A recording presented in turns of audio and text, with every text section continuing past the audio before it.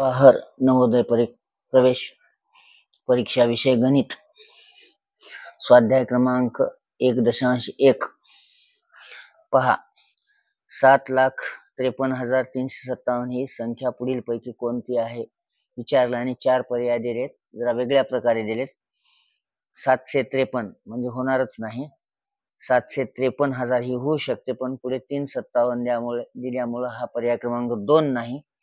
पर्याय क्रमांक 3 753,357. 753,000 म्हणजे 7,53,000 आणि 357 दिले. 357 म्हणजे पर्याय क्रमांक ह्याचा काय येईल? सी हा येईल. आता प्रश्न क्रमांक 2. प्रश्न क्रमांक 2 1, 4, 6, 8 आणि 9 हे अंक एकदाच वापरून त्यापासून बनलेली सर्वात मोठी 5 अंकी संख्या कोणती? 5 अंकी सर्वात मोठी विचारली संख्या तयार करा. सर्वप्रथम मोठ्यात मोठी म्हणजे सर्वात मोठी विचारले, त्याच्यामुळे पहिल्यांदा येईल 9, नंतर येईल 8, नंतर येईल 6, नंतर येईल 4, नंतर येईल 1. 98,641 म्हणजे पर्याय क्रमांक ए. प्रश्न क्रमांक 3 किमान 6 अंकी संख्या. किमान 6 अंकी संख्या. किमान म्हणजे लहानात लहान 6 अंकी संख्या 1, 2, 3, 4, 5, 6 म्हणजेच 1,00,000 हे पाठ असलं पाहिजे. आणि कमाल 4 अंकी संख्या म्हणजे 4 अंकी संख्या कमाल 9,999. वजाबाकी करा. हातच्याची वजाबाकी तुम्हाला शिकलेलाच आहात. इथं होता 10. 10 मधून 9 गेला 1 राहिला. 9तून 9 गेले 0. 9तून 9 गेले 0. 9तून 9 गेले 0 आणि इथं 9 आहेत म्हणून 9. पर्याय क्रमांक 90,001 म्हणजे पर्याय क्रमांक सी. प्रश्न क्रमांक 3 चं उत्तर. प्रश्न क्रमांक 4. प्रश्न क्रमांक 4 दशम स्थानी 9 असलेली विविध अंकाचा वापर करून बनणारी किमान संख्या कोणती? 9 हा अंक दशक स्थानी असला पाहिजे आणि लहानात लहान असली पाहिजे. परीक्षा नवोदयची प्रवेश परीक्षा असल्या आणि वेळेचं बंधन असल्यामुळे आधी संख्या पाहायच्या.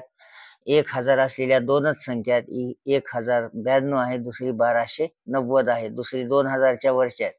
त्या दोन्हीपैकी कोणती लहान संख्या आहे? 1,092. म्हणून पर्याय क्रमांक 4 चं उत्तर आहे 1,092.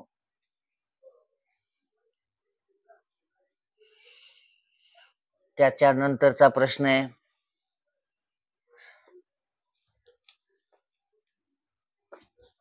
5,555 ही संख्या या प्रकारे लिहिल्या जाते. हा देखील प्रश्न अत्यंत सोपा आहे. 5,555 पहिली संख्या कोणती आहे? 5,055 आहे. दुसरी संख्या कोणती आहे? 5,505. तिसरी संख्या कोणती आहे? 5,550 आणि चौथा पर्याय काय दिलेला आहे? 5,555 म्हणजे पर्याय क्रमांक 4 असेल.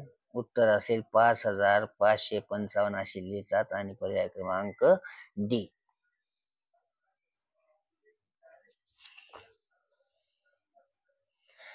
त्यानंतर बघा कमाल ते किमान अशा क्रमामध्ये संख्यांचा गट कोणता आहे?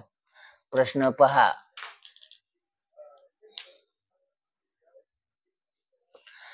प्रश्न पहा परत एकदा. कमाल ते किमान अशा क्रमामध्ये संख्यांचा गट कोणता? कमाल म्हणजे मोठ्यात मोठा. आधी मोठ्यात मोठा कोणता सुरू व्हायला पहा. हा 81,000 पासून सुरू व्हायला, हा 16 नाही, हा 81 व्हायला, हा 84 82 व्हायला. त्याच्यामुळे दुसरं काही बघत बसायची गरज नाही. म्हणून पर्याय क्रमांक 6 चं उत्तर असेल पर्याय क्रमांक डी. 82,000 पासून सुरुवात झाली. थोडं लॉजिकाने डोकं लढवायचं.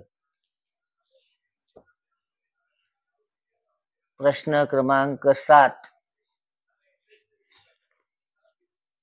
प्रश्न क्रमांक 7 काय आहे 1 0 3 4 आणि 5 हे अंक वापरून बनणारी लहानात लहान विषम संख्या आहे. विषम दोन प्रश्न आहेत, लहानात लहान बनवायची आणि विषम संख्या बनवायची. त्यामुळे लहानात लहान बनवताना सगळ्यात पहिल्यांदा काय घ्यावं लागेल, आपल्याला सगळ्यात लहान अंक घ्यावा लागेल 1. त्यानंतर 0 असेल तर 0 घ्यावाच लागतो. त्यानंतर राहिले किती 5 4 आणि 3. लहानात लहान विचारली त्यामुळे 3 आणि विषम संख्या तयार करायची असल्यामुळे 4 घ्यायचा आणि शेवटला 5. म्हणजे येणारं उत्तर 10,345 जे पर्याय क्रमांक 1 आहे.